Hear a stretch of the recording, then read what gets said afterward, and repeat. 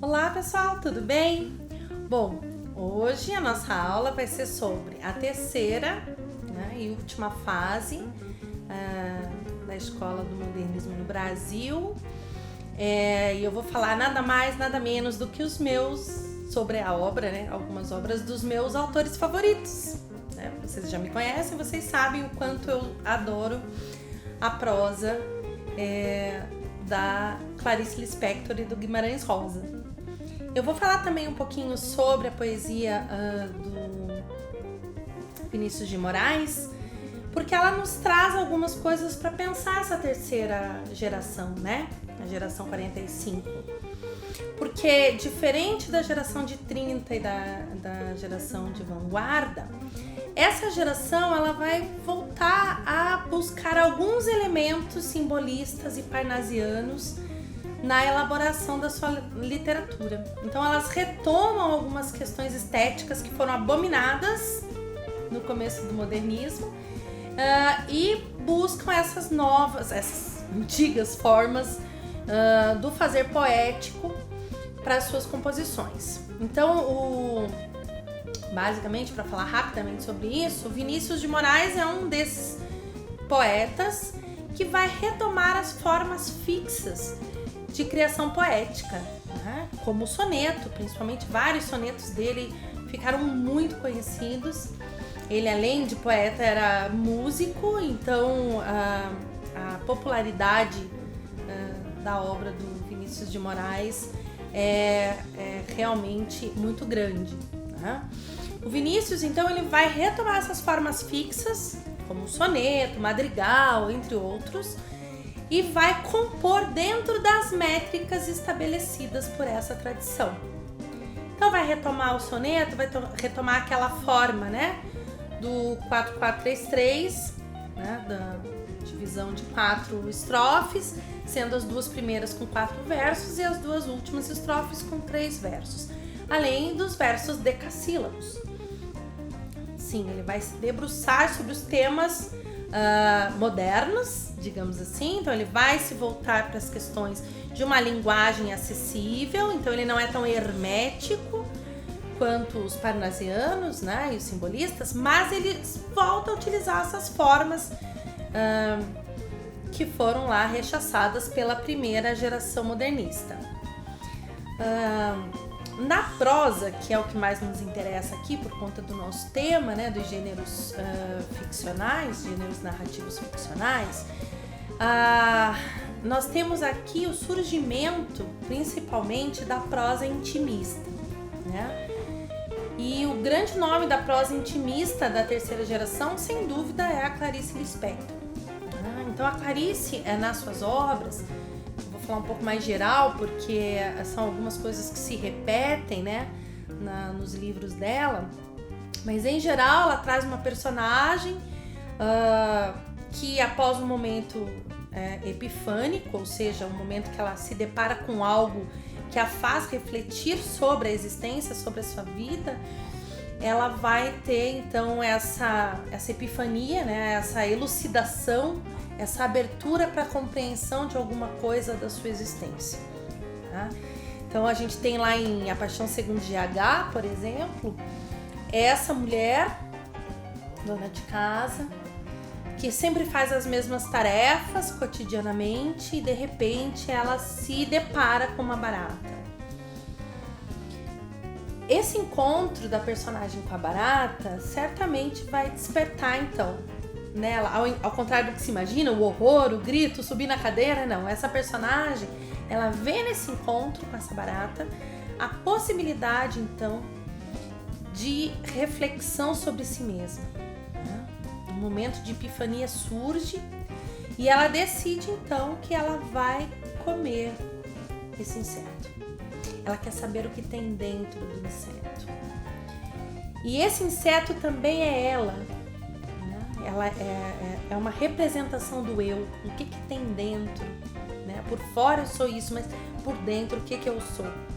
E ela vai descrever lá no livro o que havia, a sensação daquela viscosidade, daquela Eu reli esses dias, por isso que eu tô assim. Eu lembro, me dá um pouquinho de nojinho. Mas, para além do nojo, né, a personagem ela vai justamente refletir sobre o quão nada nós somos.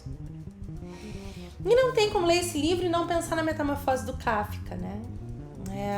Quando Samsa acorda transformado num inseto e ele vai perceber que o mundo continua girando e acontecendo, apesar da sua existência medíocre, né? Por isso que muita gente sai impactada da leitura da Metamorfose, e não tem como não sair impactado da leitura de A Paixão Segundo GH, por essas razões que eu acabei de mencionar, porque a gente acaba, depois da leitura dessas obras, pensando na própria existência, né? E pensando realmente o que a gente tem dentro e como que a gente faz da nossa vida algo significativo ou não, né? Além, obviamente, dos romances, a Clarice Lispector escreveu muitos contos, né? E a linguagem da Lispector, muitas vezes, ela é enigmática. A própria figura da Clarice Lispector, né, de certa maneira, é enigmática. Mas tem o livro Laços de Família dela, que é uma coletânea de vários contos e que são incríveis, assim. Caiu no vestibular da Federal, inclusive, era um dos livros solicitados, né? E justamente porque são contos que trazem essa personagem central. Vocês sabem, porque alguns de vocês, inclusive no primeiro ano, fizeram a leitura e a adaptação de alguns desses contos da Clarice que a gente colocou lá. Eu e a Gislaine, a gente selecionou alguns contos, Bonecos de Barro, Restos de Carnaval, acho que vocês estão lembrando, né? Enfim, mas são textos densos por conta dessa necessidade de reflexão mesmo que eles demandam do leitor, né? De se pensar, né? De uma busca de autoconhecimento. As personagens da Clarice Lispector estão nessa jornada de busca do autoconhecimento. Eu lembro de um desses contos, que é Conversando com Deus, ou Falando com Deus, não me lembro o título direito, claro, vocês sabem que eu sempre esqueço os títulos das coisas, mas enfim, ao invés da barata lá de GH, a gente vai ter um rato, né, a personagem assim, passeando pela orla da praia, toda, de repente ela se depara, se sentindo em paz, em sintonia com Deus, com o universo, de repente ela se depara com um rato. E ela fica muito brava com Deus. Ela fala, como é que pode? Eu tava tão me sentindo parte disso aqui, agora essa criatura aparece na minha frente. A partir dali ela vai fazer essa reflexão do quanto a vida não é só, né, ou apenas uma necessidade de olhar as coisas e de pensar sobre as coisas, enfim. A obra da Lispector, ela é incrível para quem pode e quer iniciar essa busca, né? Essa intimização, né? Essa busca pelo interior, né? E para continuar nessa seara, né, eu não poderia deixar de falar da minha obra de cabeceira, da minha Bíblia. Eu sempre, né, gosto de falar dessa obra dessa maneira, porque Grande Sertão Veredas é, sem dúvida, uma obra para se ler e para se ler várias vezes. No começo é bem difícil, né? Ela é hermética, e ela é hermética não porque o Guimarães Rosa use uma linguagem erudita. Ao contrário, ele busca a linguagem do jagunço, né? Do Riobaldo. Ele busca e ele consegue, a partir dos neologismos e das invenções de linguagem que ele traz. Ele traz, então, esse Riobaldo, essa linguagem sertaneja, essa realidade do jagunço, da jagunçagem, que no começo simplesmente afasta o leitor porque parece intransponível. Se o leitor entra em Grande Sertão Veredas querendo ler palavra por palavra, da esquerda para a direita, ele se perde e enrosca nas páginas, e é uma leitura que daí não anda. Se ao contrário disso, o leitor se entregar à narrativa e deixar o Riobaldo falar em seus ouvidos, aí ele começa a escutar e a entender a história que Riobaldo está contando, né?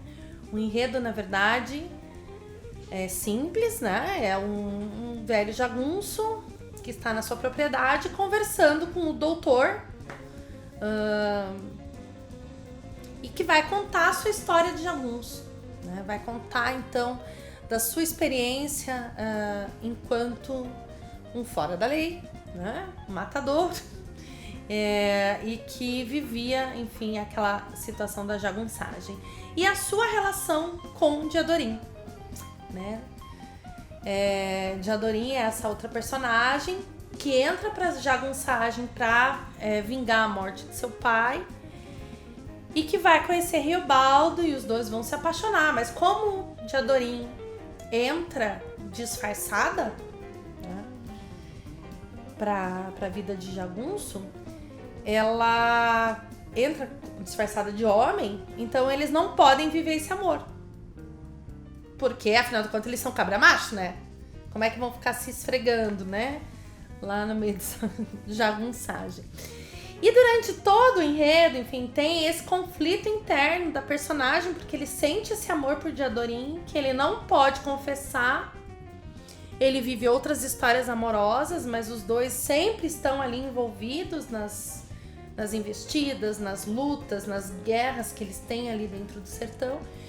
E eles vivem esse amor inconfessável. Para essa obra teve uma adaptação, não vou dar o final. Quem quer saber como acaba a história de Riobaldo e Diadorim pode ler o livro ou assistir a adaptação televisiva, né, que foi feita a respeito da obra. Mas realmente é uma obra que vale muito a pena. Então, o Guimarães Rosa, o que ele traz nas suas obras, não só no Grande Sertão Veredas, mas nos contos também, Sagarana. Gente, o conto A Terceira Margem do Rio, eu vou deixar aqui para vocês lerem, porque esse conto, vocês, né, eu tinha deixado para vocês lá no primeiro ano, mas quem não leu, lê agora, ou quem não leu, relê, né? Que A Terceira Margem do Rio é um dos contos mais bonitos que eu já li na minha vida. E olha que eu já li um bocado de conto, hein? Mas a grande inovação do Guimarães Rosa está realmente na construção da linguagem, né? Em Manuelzão e Miguelim, por exemplo, que também é uma obra que aparece bastante nos vestibulares, vocês vão ver ali nas questões que tem uma ou duas questões a respeito dessa obra. O Guimarães Rosa já traz essas inovações de linguagem, essa linguagem repleta de palavras que ele inventa, né? E são textos que a princípio parecem difíceis, mas que depois que você se entrega para eles é um prazer. Em Grande Sertão Veredas existem várias reflexões filosóficas, né? Deus e o diabo, a vida e a morte, entre tantas questões, né, que o ser humano carrega. Eu gosto de uma passagem que o Riobaldo fala que de religião ele carece de todas, um pouquinho. Por isso ele manda rezar uma missa, ele faz isso aqui, porque ele tem muito pecado, ele sabe que ele pecou demais, ele era jagunço, gente. Então ele não, ele fala bem sério, aliás, eu que tô brincando. Ele fala, não, que ele acha ótimo que religião exista, porque ele precisa ter todas, né? Então, por via das dúvidas, ele manda rezar uma missa, ele faz um culto ali, manda uma macumbinha pra cá, outra pra lá, porque realmente ele se vê como um ser humano falho, né? Pecador, no sentido cristão da palavra. Ele faz um pacto com o diabo, né? Então ele tem várias coisas ali. E essa narrativa é já uma tentativa dessa personagem contar essa história, né? Para o doutor que lá chega, é uma tentativa de remissão dos pecados. Principalmente com relação a Diadorim, que é o grande do que realmente o que o machuca, né? Enquanto ser humano. Então, gente, uma obra que vocês têm que conhecer em algum momento da vida. Não sei se necessariamente agora, mas em algum momento da vida de vocês. Mergulhem no universo rosiano que vocês não vão se arrepender.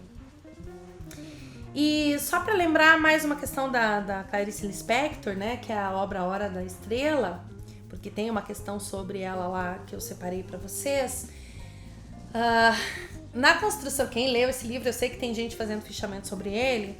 A Hora da Estrela é uma obra que fala de alguém que é Macabeia, né, a personagem principal, que teoricamente é alguém que não se sabe por que existe, né? A vida dela é tão medíocre, a situação dela, a capacidade de expressão, ela é miserável de todas as formas. E tem uma cena desse livro que eu adoro e eu sempre me lembro dela. Uma vez que a Macabeia vai para o médico, né? E aí o médico pergunta para ela se ela vomitou. E ela diz: capaz, doutor, eu lá sou pessoa de desperdiçar comida. Então, Macabeia é isso, é essa personagem miserável, não miserável financeiramente, mas miserável de repertório, de vida. Sabe-se Deus porque ela existe, mas ela é incrível, então é por isso que a leitura da obra é... Teve alguém...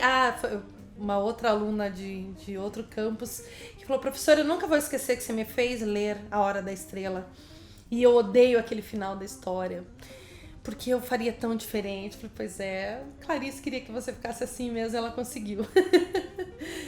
Então, ler Clarice Lispector é realmente viver uma frustração de existência, é viver esse sentimento do questionamento diante da existência. E vale muito a pena, né? Porque a boa literatura, gente, ela tá aí pra isso, pra nos desestabilizar. Quem quer carinho no rosto e fazer de conta que tá tudo bem, pode ficar com a autoajuda. Quem quer ser desestabilizado pra repensar a vida, pra repensar seu papel no universo, o porquê que você tá aqui, aí busca um livro tipo da Clarice ou do Guimarães Rosa, que você vai longe. Tá bom, gente? Espero que vocês tenham gostado. As questões ali sobre a terceira fase do modernismo são todas do Enem, se não me falha a memória, mas são bem escritas, bem feitas. Parabéns para quem elaborou aquelas questões e vão fazer vocês pensarem, conhecerem melhor essa literatura brasileira.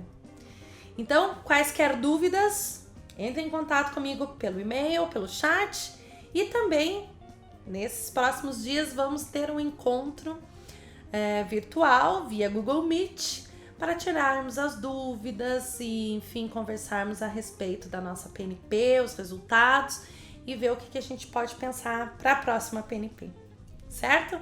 Obrigada, gente. Espero que vocês continuem bem, com saúde e que em breve a gente possa se encontrar pessoalmente. Saudade de vocês, saudades daquela vida presencial, mas por enquanto a gente segue se cuidando por aqui e vocês se cuidem aí, tá bom? Beijo grande e até a próxima!